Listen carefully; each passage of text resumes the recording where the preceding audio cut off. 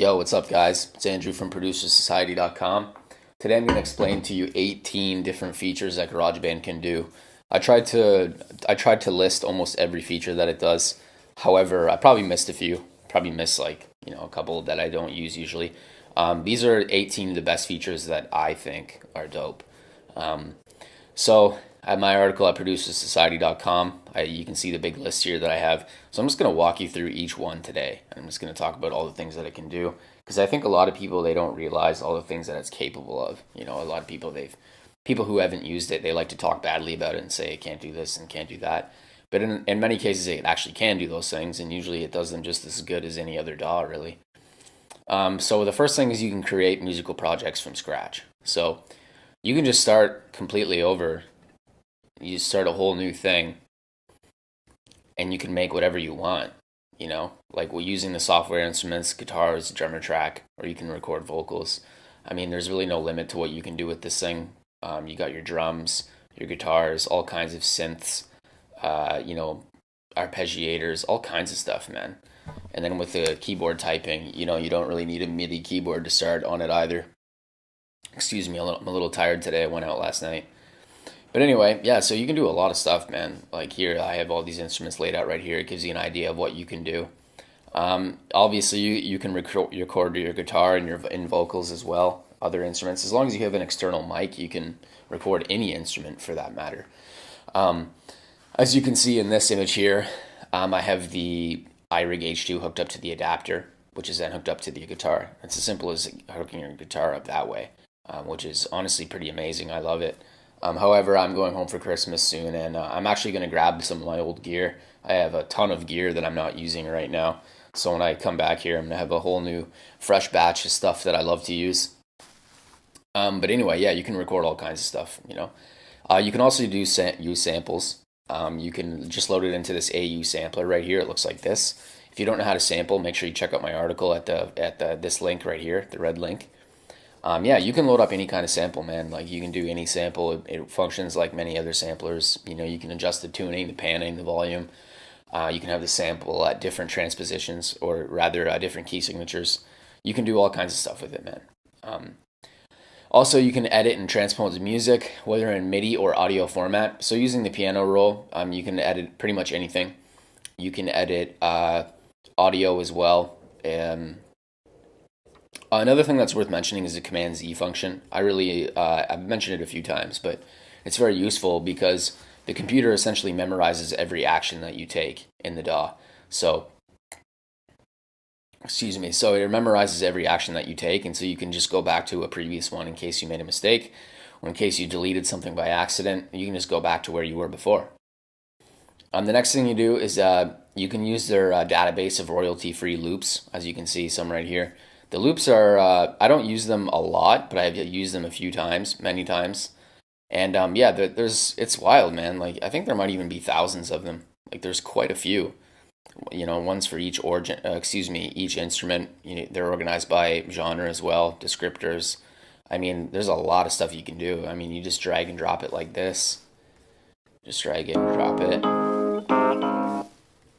Like that. Loop it, and then let's throw a drummer track over it. So in case you don't want to be too creative, you just use the automation.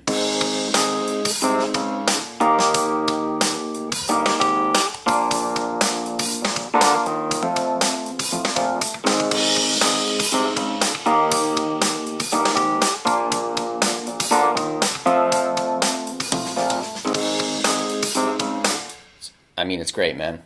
It's all kinds of good stuff in this. Another thing you can do is you can download third-party plugins, contrary to what a lot of people like to say. It's very easy. You just drag it into the components file. Additionally, you can set up your plugins down here. So you can see all the plugins right here. And you can just add a bunch of them, really. You just go like that, throw a few in there. I think it goes up to 16. You can have 16 different plugins. They're dope. I mean, you can't mention it all without mentioning plugin capability. It makes recording a lot easier. It makes everything a lot easier. It just makes things a lot more fun too. Another thing that you can do is you can separate your drums into different patterns. You can change parts of the kit and so on and so forth. So for instance, let's do it right now. Just copy and paste this down here. There. So now let's change this to a drum kit. Drum kit, Detroit Garage. So I mean, you could literally just select what you wanted. Like say you don't like the kick. Say you don't like the kick. So we just copied it like that. Let's open up a new software instrument track. Let's make it the electronic drum kit Beat Machine. Now let's go. There, the kicks have been eliminated. So now we have a separate kick.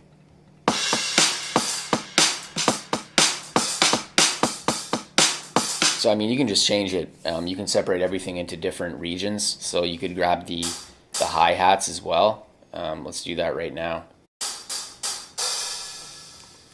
There's the hi-hat, starts on 1.2.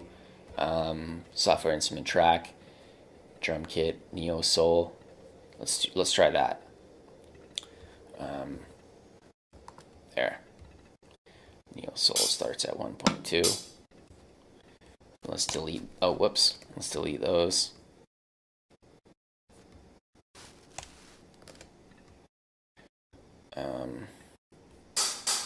Boom. There.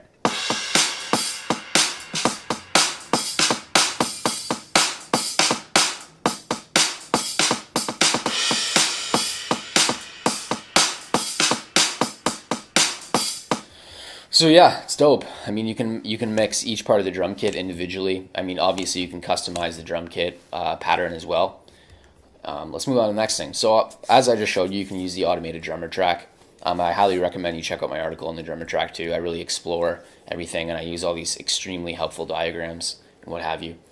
Another thing that you can do is you can just export things right to popular streaming platforms and other music sharing platforms. So for instance, iTunes, SoundCloud. And that saves you a lot of time. I use the SoundCloud and iTunes one all the time because it just exports it perfectly, and also gives you the option to have it so that you have different file formats and also be able to download it too. Let's move on to the next one, time quantizer. You can use your time quantizer. It's very simple to set up. You just go down here, choose the kind of notes you want. Usually the 16th note will do. Set it to 100 and just snaps everything to grid. The next one is the musical score, the standard notation editor. This one doesn't get a lot of love, and the reason for that is simply because most music producers don't know how to read music. So that's why they don't talk about it much. I guess I can't use the score editor for the loops. But anyway, yeah, let's just make something right now.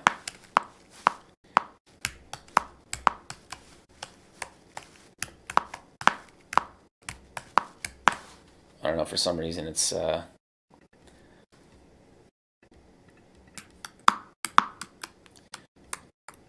don't know why it did that.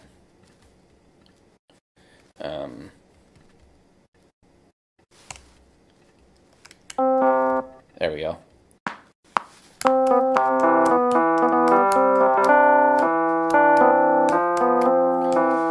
So you can actually see that the score editor is showing you exactly what notes I'm playing.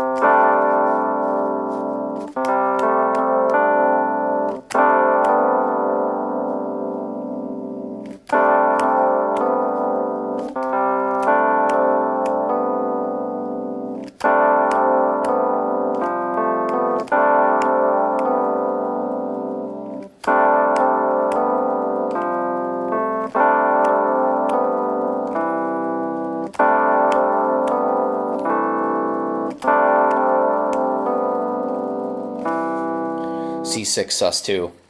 I actually like that chord a lot. I didn't even know what I was doing there, but I ended up making something that I actually kind of enjoy. But anyway, I'm going to make sure I remember that. So yeah, you can use that, the standard notation editor. I like it a lot. In fact, I used it the other day to learn a guitar riff that I wrote using the MIDI keyboard. So I think it's great. If you don't know how to read music, obviously it's going to be useless to you, but for other people that do, it's pretty useful.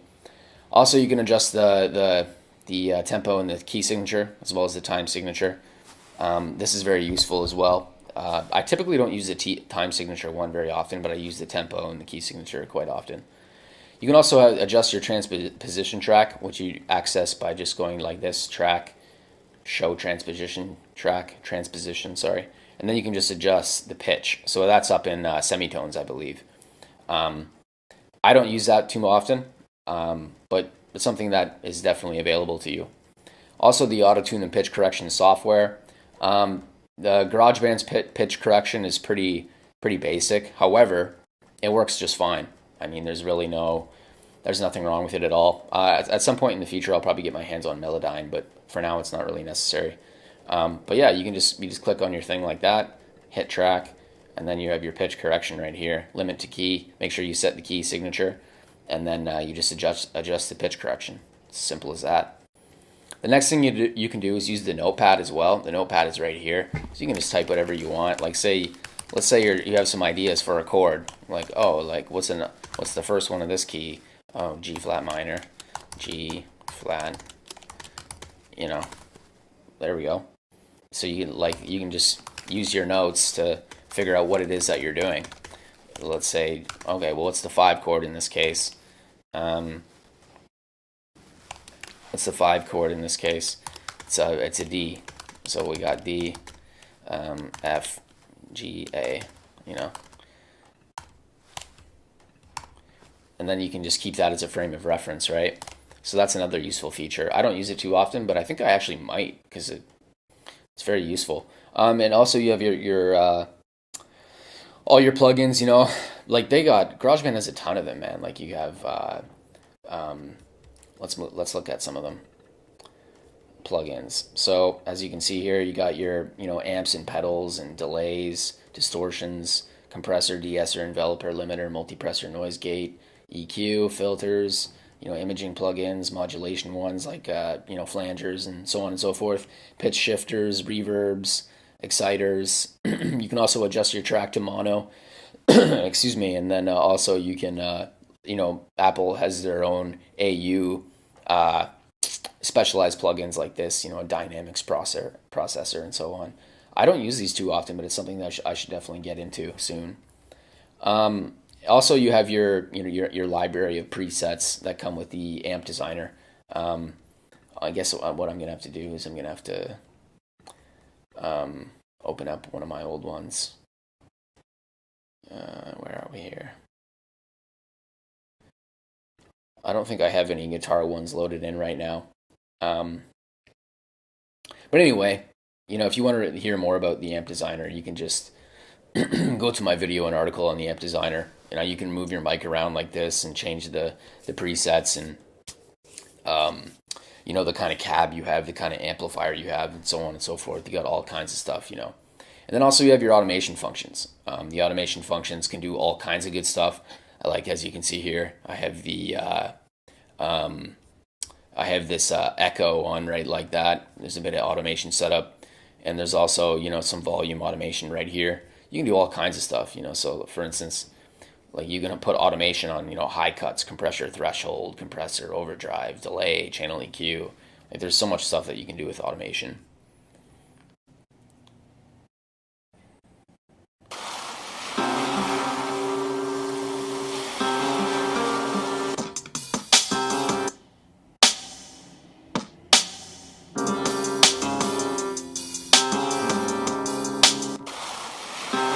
Anyway, so that's pretty much it, man. That's 18 different things you can do with this software. Super useful. You should definitely check it out if you've never used GarageBand before.